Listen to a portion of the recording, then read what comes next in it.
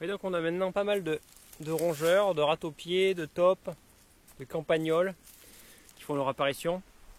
Donc à différents endroits on a vraiment du passage, hein. Ils font des galeries un peu de partout.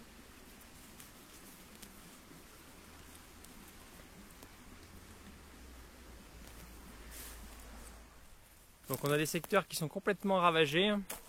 On voit là, c'est rempli de galeries partout. Ici, ici. Là.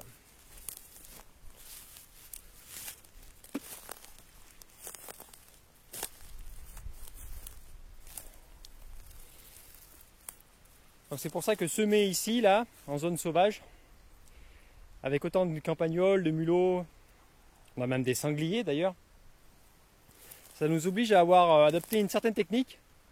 Donc on a décidé d'utiliser la technique d'utiliser les souches en fait. Dès qu'on a une souche comme celle-ci là, en fait on va dégager le tour et on va toujours semer autour de la souche. Donc l'avantage c'est que on limite le passage, même si c'est pas infaillible, hein. On limite la possibilité pour les campagnols ou les taupes de tomber sur ce qu'on plante. C'est beaucoup plus difficile, même s'il arrive que des campagnols soient sous des souches, hein. Mais ça limite vraiment, vraiment la casse entre guillemets par rapport si on le mettait évidemment en pleine terre comme ça. Là ici ça serait tout ravagé, vu qu'on a déjà des galeries de partout. Donc on choisit des souches comme ça.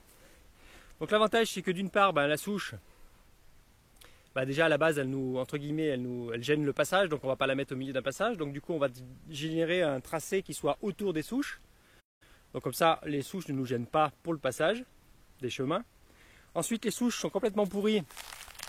Donc on a du coup une réserve d'eau comme si on faisait une butte type foreur, une butte avec du bois mort, hein. Donc on a directement de l'humidité, la réserve d'eau. Ensuite le bois étant pourri, les racines peuvent directement passer par le passage d'anciennes racines pourries. Donc l'implantation se fait beaucoup plus rapidement. Donc grâce à cette technique là on arrive à sauver beaucoup de plants qui normalement disparaîtraient en fait. Donc comme on a fait voilà pour le poireau perpétuel. Donc on va voir un petit peu comment ça va se développer, hein, même si bon évidemment c'est pas infaillible, mais ça fait vraiment ça nous aide vraiment beaucoup. Et donc voilà, et là on a une énorme réserve de bois humide. Et là si on mettait un arbuste par exemple, l'arbuste n'aurait aucune difficulté, il trouverait le bois pourri et il ferait son chemin sans forcer. Les racines peuvent s'implanter très facilement. Et il ne manquera pas d'humidité même si on ne l'arrose pas. Donc on utilise beaucoup cette technique. Comme là, toujours, voilà, pour les oignons rocambole, donc ils sont au pied de la souche. Là, toujours pareil, hein, même technique, hein, voilà. Pour la hache des montagnes, donc on l'a mis à côté d'une souche.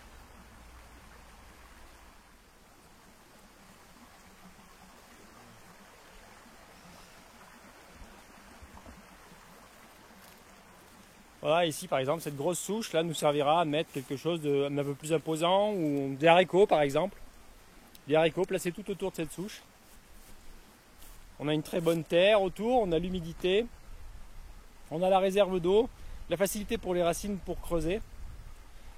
On l'utilise même aussi pour planter des arbres, hein. Si on avait un gros arbre à planter, on peut aussi le planter directement au pied de la souche ici. Donc là les racines pourront directement aller à plusieurs mètres de profondeur très rapidement et se mettre en place sans vraiment forcer, hein. Et on n'a même pas besoin d'arroser puisque tout ce bois pourri en sous-sol est humide, hein. Voilà, donc là on l'a utilisé pour des mûriers sans épines, hein. Voilà, donc ils sont implantés tout autour de la souche ici. Donc toujours pareil, hein, c'est des souches qui sont vraiment voilà, déjà bien fatiguées. Enfin elles sont parfaites quoi en fait. On est sur des souches, voilà, on est sur une réserve d'eau là. Directement.